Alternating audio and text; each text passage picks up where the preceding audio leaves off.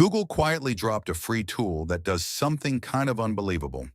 You hand it your documents, notes, PDFs, a messy folder of research, and it turns them into a podcast. Two AI hosts actually talking about your stuff. And as always, I'll tell you exactly where it falls short. Every tool has a catch. There's also one use almost nobody is talking about, and it might be the most useful part. Stick around. Here's the tool. It's called Notebook LM, and it's free. You upload your sources, click one button, and it generates an audio overview. Two voices discussing your material like a real podcast, explaining it, asking each other questions. From your own files. Why is that a big deal?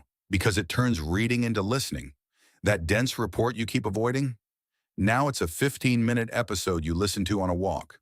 Learning without sitting down to read. And here's the part people miss. Use it on your own notes.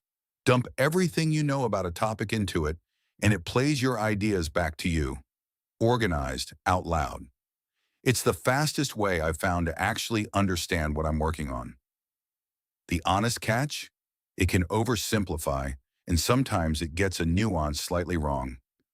Great for the big picture, but for anything that really matters, check the source yourself.